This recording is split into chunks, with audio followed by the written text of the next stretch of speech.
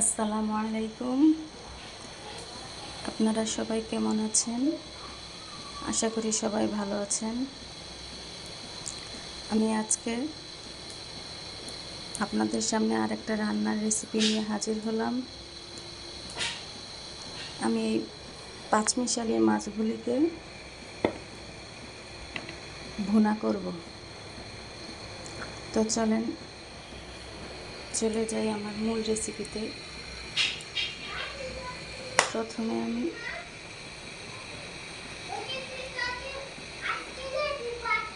পরিমাণ মতো তেল দিয়ে নিব, তারপর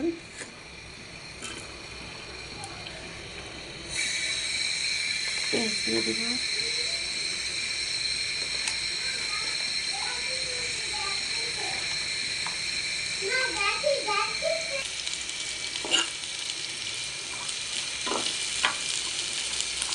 পেঁয়াজটাকে ভালো করে একটু লাল লাল করে ভেজে নিতে হবে।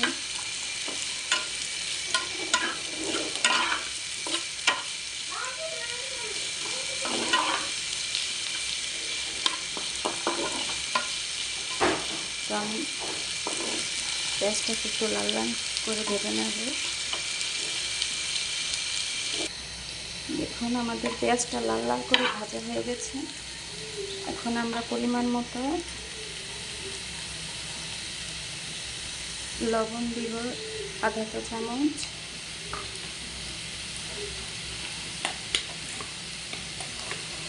হলুদ দিব আধা চা চামচ, মরিচের গুঁড়ো, যেহেতু আমি কাঁচামরিচ দিয়েছি তাই মরিচের গুঁড়োটা একটু কম দিব। মরিচের গুঁড়ো দিয়েছি আধা চা চামচ থেকেও কম। ভালো করে একটু নেড়ে চেড়ে নেব।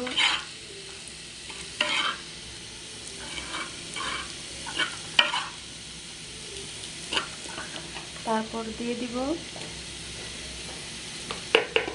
আমরা আদা রসুনের অল্প একটু পেস্ট। এখানে আদা রসুন দোনোটাই মিশানো আছে। আমরা দিয়ে দিলাম আদা রসুনের পেস্ট,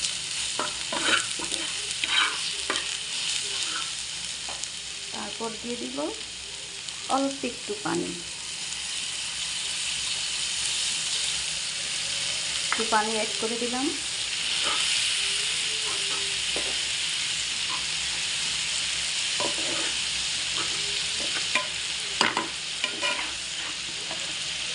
তারপর দিয়ে দিব একটু আধা চা চামচ জিরার গুঁড়ো।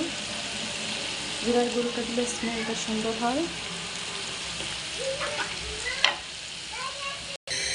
তো দেখুন মশলাটাকে ভালোভাবে কষিয়ে একটু পানি অ্যাড করে দিলাম। তারপর আমি এটাকে ঢেকে দেব।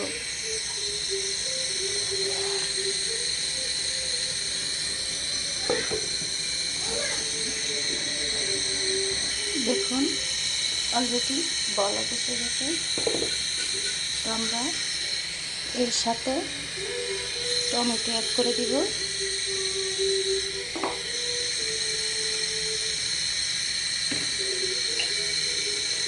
দেখুন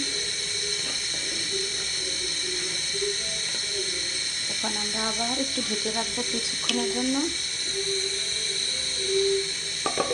আমরা আবার ঢেকে রাখলাম।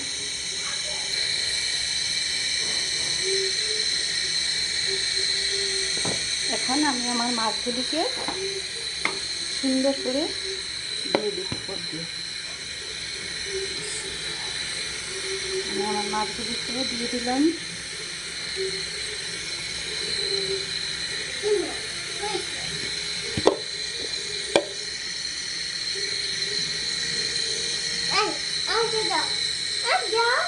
আমার মাছগুলিকে সুন্দর করে নেড়ে চেড়ে আবার ঢেকে রেখে দিব।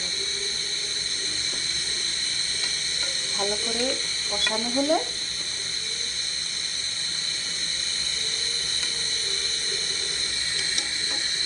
আমি এখন আবার আমার মাছগুলিকে ঢেকে রেখে দিব।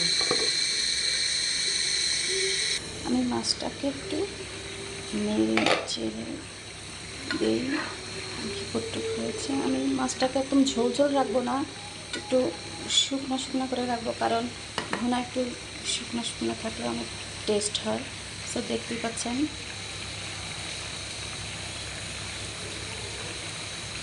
কি সুন্দর হয়েছে। আমরা আরেকটু শুকাবো, এখন একটু ঝোল ঝোল আছে।